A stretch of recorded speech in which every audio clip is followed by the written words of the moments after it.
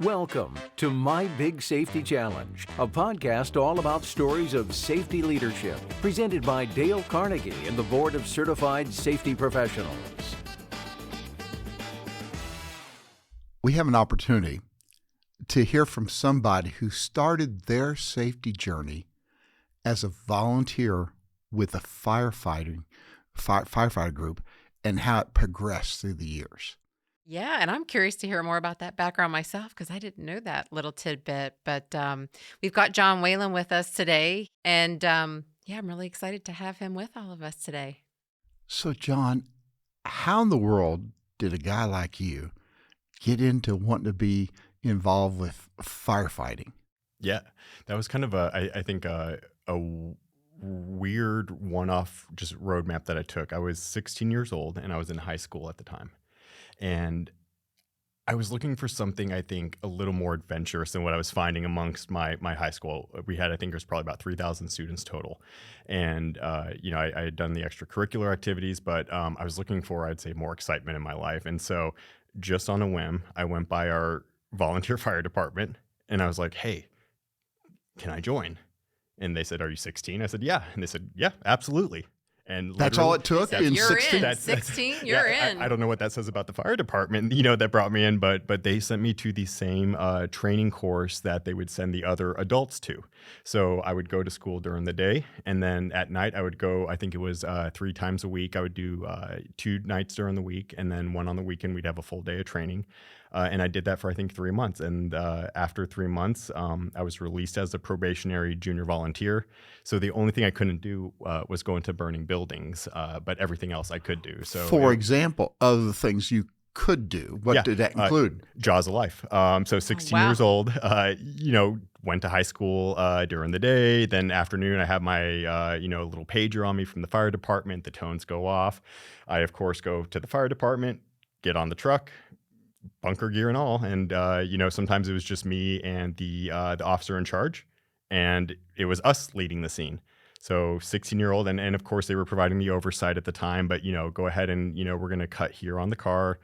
We need to avoid this. We need to put the airbag protector to stop it from deploying, coming out. So it was a really, I think, exciting experience, more so because no one else in my high school was part of that either. So it was, there was things that would make the news, and I was on the news that night wearing my shirt and then back at school the next day. Now, this sounds like Clark Kent and Superman, sure business student by day and rescuer by. Yeah, no, it was really exciting. I'm very fortunate for, I think, all of the training, and the experiences that I got from that. And what I really enjoyed was the chaos of the emergency, and then watching it slowly restore order, or get it to a point where you could have I would say the other people come in and take over from that point, whether that was the EMS crew coming in because we got there before them, whether that was the law enforcement officers after that, or even remediation for cleaning up after a fire. Our job was to stabilize and normalize, and then we would let other professionals come in. So it was a great opportunity for me to really, I think, learn about emergency services. That was also my first, I would say, experience with policies, procedures, standard operating procedures. I don't think any 16-year-old that's not actively working would, really have experience or insight to those types of documents. So I was fascinated that everything, there was a process to do everything, and this is how we did it. So, that was a great opportunity for me. I'd say at 16, when I turned 18, I was released full-fledged volunteer firefighter. And, to go into burning buildings. Yeah, to go into burning buildings then. So. Was there any particular event that you look back on that was memorable for you? You really felt like, wow, I made a difference? Anything like that that just stood out to you? Of course, I would say you have, I think, the ones you're responding to, they're grateful when you show up. There's a reason they called you, and again, they're looking to you to provide that either level of comfort, that knowledge, or at least to help stabilize and again restore that order, whether that's a person that's injured or again something, property damage, car accident, house on fire. So that's one aspect of it. I think for me though, what really sticks out are probably the ones that weren't wins. As weird as that may sound, but that's where I learned a lot of my, I would say, background in general. A lot of the training opportunities. We did one at a sewage plant that was undergoing construction, and I was fortunate enough to just kind of be with I would say, the district commander at the time, and I watched all the crews come in. And so one by one, an ambulance crew would walk up to an open pit. The commander would say, "All right, lay down next to that pit. There's hydrogen sulfide in that pit, and you just succumb to it." And so in my head, I was like, "Oh wow, I didn't even think of that ahead of time." So those were the experiences that I think really helped instill a lot of the foundational background that I come to know today. Thinking about the what ifs, or did you consider this aspect? One of the things that I think is very intriguing, you made a choice as a 16-year-old Mm-hmm. that helped in some ways guide what you would do with your life work. Yep. And I'm just curious from your thought, though, sometimes we think, well, that's just for 16-year-olds, 19-year-olds, kids. How much do you suppose for the average safety professional, the normal safety professional, decisions they make along the way can continue to have a huge effect in their life going forward? I definitely think the opportunity, I would say, is probably the ability to look back and say, like, okay, what can I take away from this experience? And that's what I'm truly grateful for. Because again, I think had I just kind of started off into safety, I wouldn't have a lot of that foundational knowledge, and I would have been really greener starting off in the very beginning. I was still green as it was when once I started working on my ASP and then going to my CSP. But I think in the terms of having the background of, what is a standard operating procedure, what are variances when you have to go against that standard operating procedure, again, if you think about emergency services, you could be responding to an incident. You have no insight to, are there chemicals being released? What's happening? What's the integrity of the structure? And so being able to look back on that and piece it together now, I think in my career, helps keep me, I think, focused on what we need to do to I think continue growing and building upon that foundation. And then for all our folks that are listening, for everybody, we all have these opportunities to grow, and there are situations that come up. You volunteered for that. If you hadn't volunteered, I'm sure your life would have been fine. Yeah. But you never know, folks, when you have those chances there. Be willing to raise your hand and say, yeah, I'll try that. I'll help out of that. I'll take on that, because it can open up doors where you said. Yep, 100%. And I even in my role today, I still am one of the ones that throw my hands up. Like, okay, this may not be fully in my scope, but let us see what we can do to collaborate. And the one piece of advice that I'd always recommend is make sure your manager's aligned with it. But again, if you have the capacity, I think, to provide that support, insight, or guidance, I always encourage, because I think that's where those opportunities really come from. So I heard you talk about the hydrogen sulfide example, the training example, and one of the things, to this podcast, there are a lot of young safety professionals that are listening as well.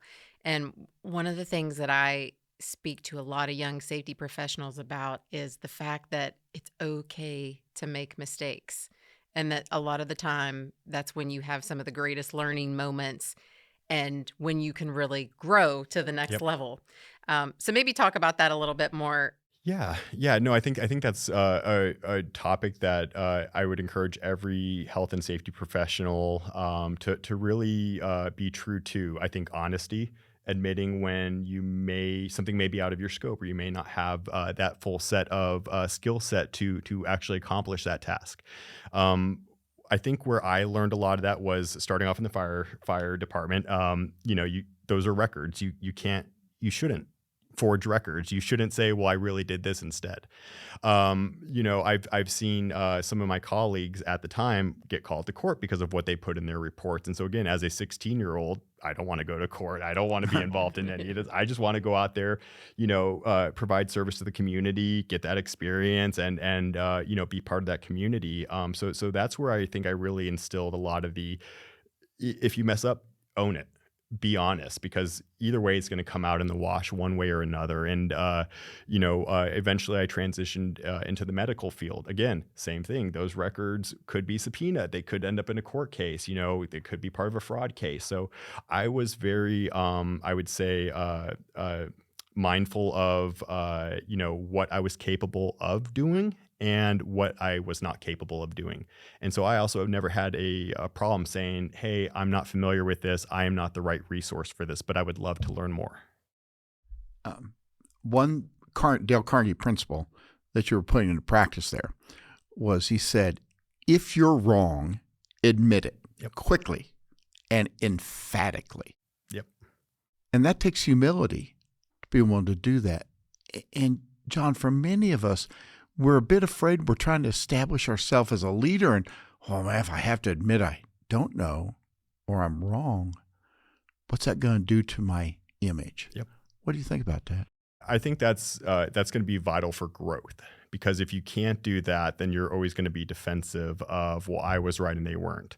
I think kind of going back to what you had asked about was when supporting my customers, if I'm not that knowledgeable person, I'll ask them like, hey, I consider you the SME of what you're doing here. Can you tell me about it? Again, I want to ask that question as opposed to coming and saying, hey, I noticed you don't have your PPE on, or you don't have this set up. You're not doing this right. Because again, I wasn't there for that full setup, for that full, review. I may have just walked in on part of that. So I'm a big believer of collaborating, asking questions, not coming in, I would say like guns blazing, like this is what we're going to do and this is the way you have to do it. Again, if this is a customer that I'm supporting, then I need to make sure that they are able to do their job successfully. They can do it, ensure they're in compliance, whether that's with regulation or with company standards.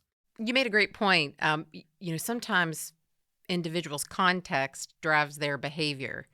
And so you mentioned, you may not fully understand the reasonings why they did what they did, but coming to that understanding, and maybe they didn't have the right resources available at all, or the right PPE or the right equipment.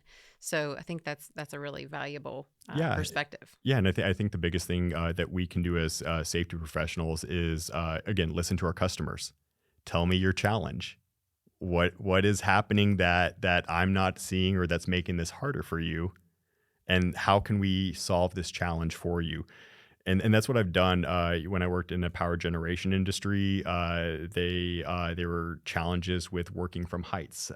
They were taking A-frame ladders and leaning them against the wall to get into tight spaces. And every time, why are we doing this? Well, we don't want to take down the stalls in the bathroom to have to be able to access. It's just quicker if we do it this way. And it finally got to the point where I reached out to a local retailer and I said, hey, bring every type of lifting device, ladder that you possibly can to this facility. I said, the crew here will have their purchase cards. If you can sell them a device that is legally approved to be used and they can get their job done, they will buy it. And they actually brought various types of ladders, A-frame ladders that are designed to be leaned in tight spaces. They're compliant with the standard at that point because they were designed specifically for that. So again, I think a lot of it is connecting to to the resources that we are aware of, but then also understanding the challenges that our customers or the ones that we support face. Because what kind of pushback do safety professionals get when they leap in to a situation as Captain America, telling everybody what to do, but they don't really understand? Yeah, and I call that doing it in a vacuum. Again, if I have a policy and procedure, and this has actually happened to me before, the company I worked for at the time, they went out to a consulting agency, they purchased all these health and safety policies and procedures, and they said, okay, this is the one you're assigned, John, take this back to the fleet management team and have them adopt it. And I looked at that. I said, they're never going to do this. I said, they didn't write this. I said, they don't want this document. And they're like, well, they have to take it. And I said, okay, let me try my approach, And so Which was? to go to the director of fleet management and said, I sat down and said, hey, we need to develop a improved standard. We have something in the works, but I want to make sure that your team has the ability to provide that input. And again, I went straight back to the customer and sought their input. I told them I'm doing a lot of the heavy lifting. You're just telling me whether this is right and wrong for your team. Yes, I want your input. You're going to review this. You're going to have this, but I'm going to be the one to write out the roles and responsibilities. I'm going to be the one to, to go through and make sure everything's formatted. I just need you to approve whether you want this content or not, or if we're missing something, flag it for me so that we can make sure that we, that we do include it. So it's interesting, what I think I heard you talk about, and especially, again, coming back to some of the younger safety professionals, I was having a flashback moment of, you come right out of school, you're a young safety professional, and you want to look like you know it all. And so in my head, you're talking about your fleet employees. If you came out as the young safety professional, do you think they knew that you didn't know the type of work that they did? Yes, I can say that with confidence. Yes, 100% yes. So at the power generation company, I supported our corporate operations, which was I think facility management, fleet, and all the corporate buildings that we had. So that was I think over 90 buildings for 2,000 employees total in the whole organization. So this was a state-run agency, but that team was very quick to be able to point out if I didn't know something.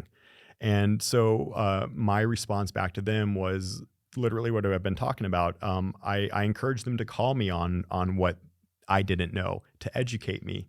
And so I told them, I said, if I walk into your construction site and I didn't sign that job safety analysis or review it, you have every right to kick me out. And so they loved that. They were empowered to say, okay, John, you walked into our space, get out. You didn't review that document, or you don't have your proper PPE on. And so that's how we really started, I think, the relationship of I'm a partner. I'm not an enemy. I'm not here to tell your boss you're not wearing the proper PPE or that you don't have your barricade set up. A lot of it was, I want to make sure you're protected. I want to make sure the company's protected. It's easy if we can have these conversations and I think, come to the understanding of why this was done or why this wasn't done. So through your experience, which way do you think you had the greater success with your teammates, your partners, your customers? By telling them or by partnering with them? Partnership, 100%. Even to this day, in my current role, I view everything as a partnership, internal and external. Because again, if I start going against the grain and I create that resistance, it's just going to spread, and we're not going to be able to move forward and solve that challenge. So I think a lot of the reason I feel like I can be successful in my support and what I do is because of that collaboration. It's understanding. It's, okay, what is their perspective? Are they working 14-hour days and now the safety guy's coming in and saying, okay, well, you got to spend an extra 15 minutes just to prepare for this job and an extra 20 just to wrap up the job now. If that's the case, then what can we do to maybe alleviate, provide, maybe new technology or new devices to help make this a little easier, safer, and so that we can be compliant?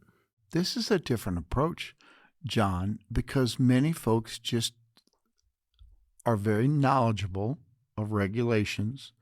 They say, this is it, do it. And I don't believe you're trying to get around the regulations or ignore them, but you're going at a whole different way that it seems like people are more open to it. And you mean don't just go out and say, OSHA says you have to? Yeah, no. Or pull out the manual and say, well, look at this. Because how does you suppose the average frontline employee feels about an OSHA regulation? I know you're just maybe guessing, but I think I have a good feeling. I see these memes online. How'd you get the job done so quickly? OSHA violations, and I laugh because I'm like, oh, that probably does happen a lot. It doesn't have to happen. I think if you look at a lot of what the core of the regulations and standards are, even some of the guidance that they offer, I think understanding really what translates into actual versus, okay, is this more, and the one I always pick on is energy isolation, doing the annual inspection of your authorized users. So every year you go through that, check, are they doing this to our company standards? Do they know how to do this? Yes. Okay. We're confirming that we're doing this still. I think I see a lot of companies that may not do that, and again, is this coming down to a lack of knowledge? Do they know that they're supposed to do this, every year for their authorized users, or, is this something that they blatantly overlook? So I think coming back, taking a step back, evaluating the applicability of the regulations, the industry that you're working in. Again, if this occurred in an open face mine, that's not going to be OSHA. It could be the same equipment, but that could be a different regulating industry. So a lot of what I do is I take that step back and say, okay, construction or general industry, and then I kind of go from there, and again, it comes back to the conversations. Hey, I noticed that, we didn't do this check that we're supposed to do, is there a reason why, and that's why I usually find out, was this, a blocker stopping them from being able to complete this, or was this something that they weren't informed about, or, maybe they just didn't see the value in it. And it sounds like what you were doing there is you were certainly trying to give a benefit of the doubt rather than which really fits in with the principle of do not criticize, condemn, or complain. Yep. And when we go in with folks who are not doing it right with the spirit of judgmental and condemning, well, that gets a pushback. Yeah. We used to call it emotional heartburn that was festering within somebody. And we wonder what's wrong with those people. It's all our approach. Yep. So you sound like you even came in to say, maybe they just, like your ladder situation, maybe they didn't know about the other types of ladder, or they just hadn't given consideration to that. So rather than just busting them, you went with a much better holistic approach. Yeah. And I think by the time I was getting ready to leave that company, the actual satisfaction I got was I had the 600 customers that I was responsible for that were, within my facilities department and corporate entities.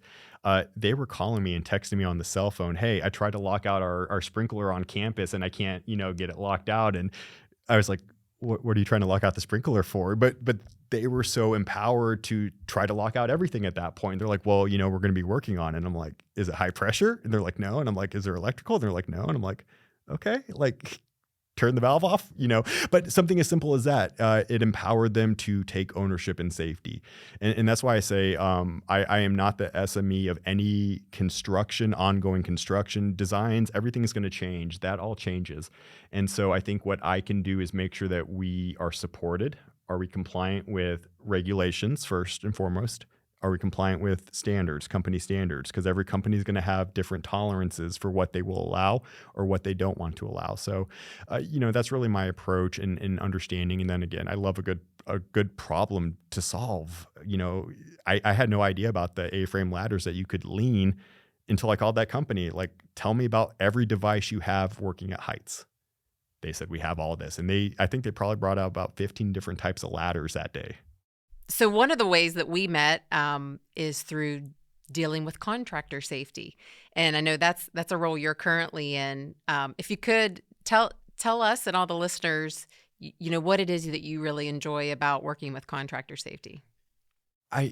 This has been a fascinating, I would say, role for me because nothing is the same.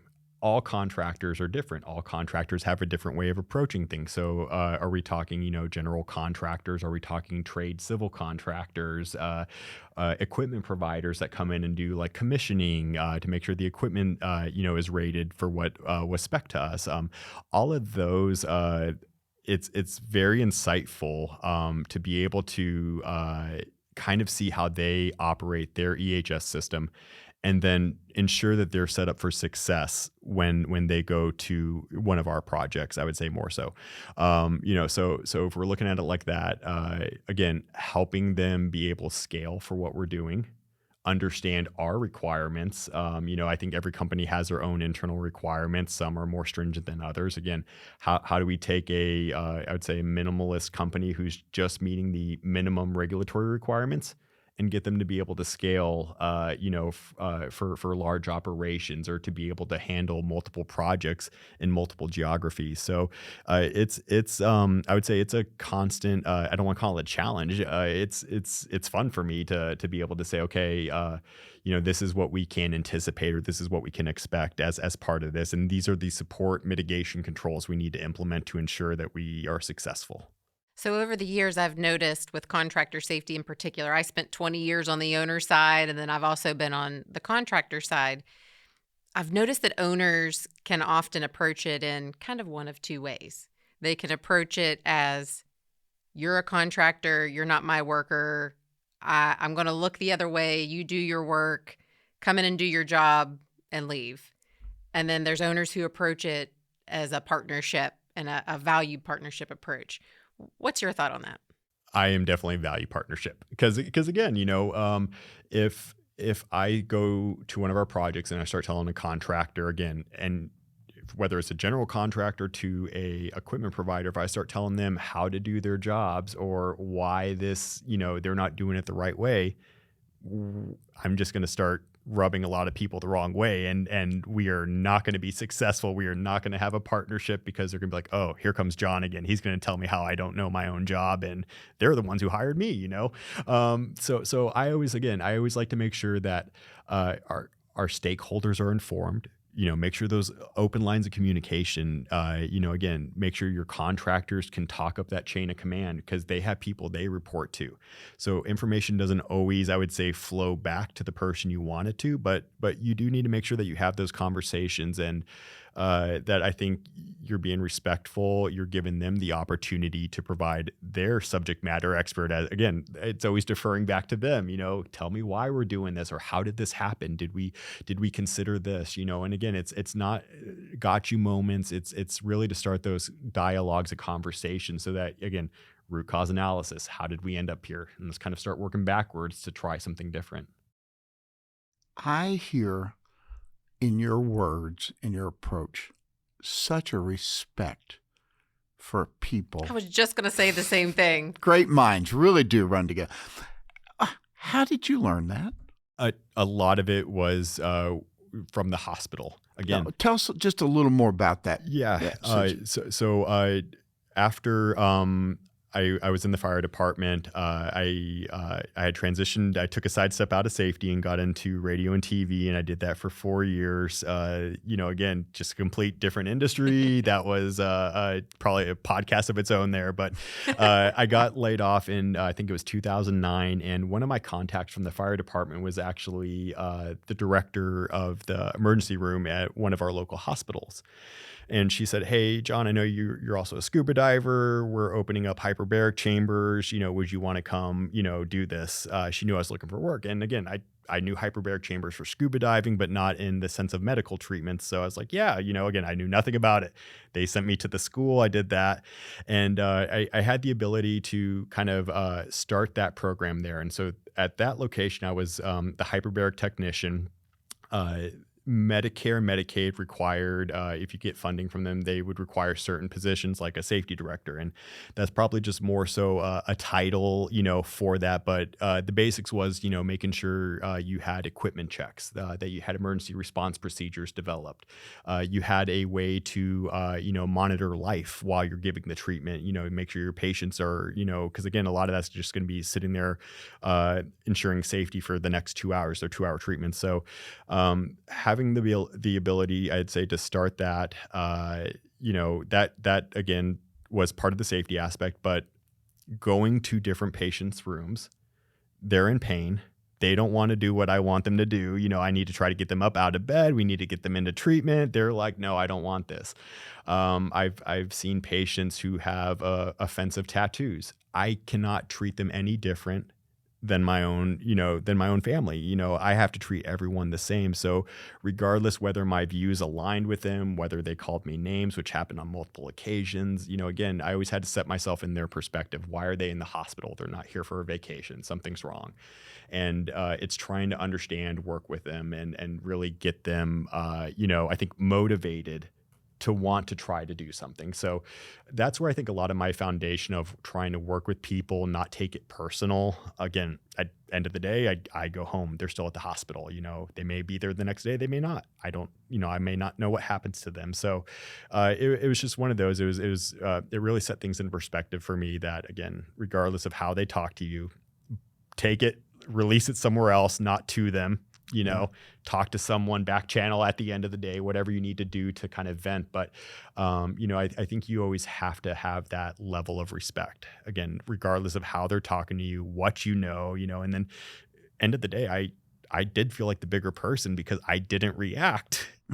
I didn't take the bait. I didn't, there's times I got into screaming matches outside of health or outside of medical, but, I would say inside, like I never approach that. And so I would say that's where I am today is when I can maintain my composure and I'm like, okay, yeah, they're probably just having a real bad day today, and we'll try again tomorrow, and so. Another Carnegie principle is to be sympathetic with the other person's ideas and desires. Mm-hmm. And I see a great deal of that in you, that you're willing to do that. Yeah. And I see respect and I see empathy.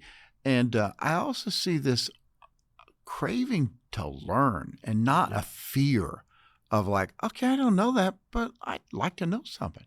How'd you get that? I will be the first to throw my hand up and say, I don't know this, but I want to learn. And I think even in today's rapidly changing technology, I've started taking courses on how to code for basic AI. I am not a software coder at all, but now I understand these key terminologies and I'm like, whoa, like they just said this and I know what this means, whether I pursue any software, I'd say coding, that's for future John to decide. But I think, I do want to learn. I want to be able to connect the dots. I personally, the fire department taught me not to get tunnel vision. When you're responding to an emergency, don't just focus on this one aspect. You have to look at everything around you. What other hazards or what other impacts could, change the course of this incident. And so I think I apply that to learning. I want to be able to connect the dots of any company I work at. I want to understand, how does the marketing and communication department support these other teams? How does sales support these teams? Because that's where you can also start finding some of the roadblocks because you're going to have one leader who's like, this isn't, on my agenda, this is going to impact us and we're not going to do that. Versus one who's like, okay, this is blocking both of our departments. Let's kind of break down these barriers here and, what can we do?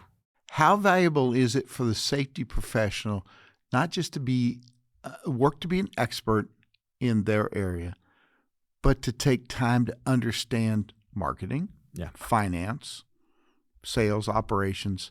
How vital has that been to you to expand to say, I got to look at the whole picture? It goes back to almost the 360 vision, but because a lot of folks really hurt themselves because they're a one-horse show. And they said, well, it's safety, it's important. Yeah, but everybody says that. Yeah, no, I think that's a great topic. I think I hate to say it, a lot of it comes down to collaboration because again, if we're not going to work together, and if I go into a meeting being like, oh, I know that we're going to get into a heated argument because we've done this in the past and nothing's changed, and now we're just going to continue this this cycle of this is how we do things. Taking that step back, understanding, I think the various businesses that make up your broader organization, you can then put that together as a safety professional. And what that's actually done for me is it's opened more doors. I've been invited to support other projects that are outside of my scope of work, but it's because I've been able to say, oh, I understand what this means, or I have a vague understanding, but I know someone who can help you on here. So let me kind of project manage this right here from the safety perspective, and I'll make sure you get the support you need. Which what I'm hearing is you've also found ways to ingrain safety into other parts of the business where it may not have existed as deep previously, which is also a win for safety. Yeah. And I think, again, I think we have a duty as safety professionals to not be secretive. That is the one thing that'll actually, I think, rub me the wrong way is when people are like, oh, this is confidential. We can't talk about this. And the first thing I will always say back is safety is not confidential. Yes, we may need to get our lawyers involved to clear some things before we release something or, share documents. But, I think a lot of it is, again, it's really understanding the foundation that they're working off of. What knowledge and insights do they have into their specific roles, and again, how do we help further support them?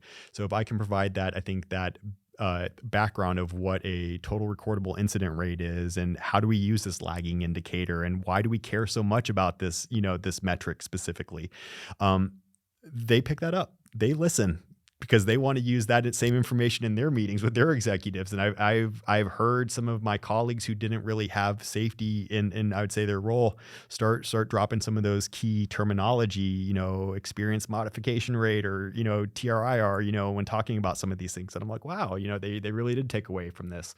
That's great. That's what we need them to do. And what I think that's done is that's shown them that there is a stakeholder or a resource they can rely on when they need that information. So again, we may not talk for 6 months, but they know they can come back to me at any point and I'll be like, oh yeah, let me help try to figure this out for you. Did you hear that phrase too? Let me help. Absolutely. What a spirit. Is it true that at one point in your life, you were helping to oversee the safety of archaeologists? Yes. Was that Indiana Jones you were doing that for? I wish. That was the power generation company. How did you do safety for archaeologists? Yeah, no, you drop a rock on their foot or something? I mean, well, and I think I was probably more so looking for a reason to get out of like being in the office, and because the archaeologists fell under my purview. And I was like, once I found out, I was like, I definitely need to go with you guys out to the field. And they were some of the greatest team members ever. And so first thing I did, why do we have archaeologists at a power generation company? And they said, we are here because we have 260 miles of transmission lines, and these go across private property. So every time we go onto someone's property, we have to go do an archaeological dig to see if there was any like Native American artifacts in the ground. And I was very fortunate enough to go out there when they did find some things. And, it was a great experience. So as a safety professional, first things that came to mind, the exposure to like, insects or plants. There was times that they had to crawl through brush to get to some of these locations because they are not in there's no easy access to, again, when you're talking about a transmission line along a riverbank, with overgrowth. So those were some of the things that they would face. But there was ergonomics, squatting, static positions, and so again, have y'all considered like, the fatigue mats, or, is there anything you can do for padding on your knees? Or, one had a cut one time and arm was bleeding and it was a superficial cut. But my recommendation was, okay, even though this is minor to you, report it, because if you don't, and 3 months later, you have a really bad infection, there's no documentation of it. So a lot of it was that, okay, tell me what you're doing, let's understand this. And then, what can we do to make this a little safer for you? Like, let's get your input. If this doesn't work, let's try something else. The one thing I do have to say about the archaeologist, they were digging. I saw someone pull something out of the ground once, stick it straight in his mouth, pulled it out. Yeah. And I was like, what is that? And he's like, oh, that was a piece of bone. And I was like, okay, so future, like, let's not do that, but that is how they did their jobs. That's what they did in the field. And I'm sure that was probably something that was taught to, him, when he was starting out too. But, and again, it was fascinating to watch all this happen. And then they took all those artifacts and they put them back in the hole and buried it. Wow. They didn't turn it in because they would have to pay to have it itemized and categorized.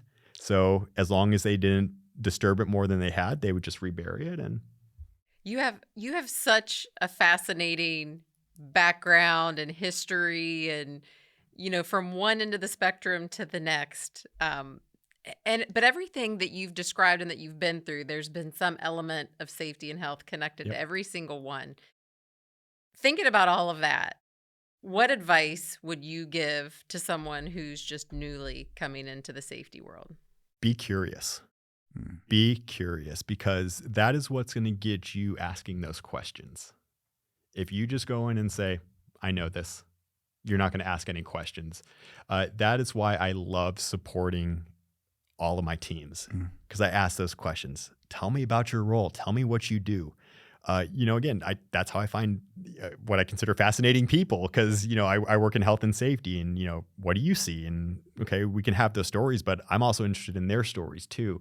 Again, I consider them the SMEs for what they do. So understanding it, asking those questions, and open-ended questions, not in a, like you're challenging them type of way. Like, you truly do want to learn this and learn about them, I think, to be able to make that connection.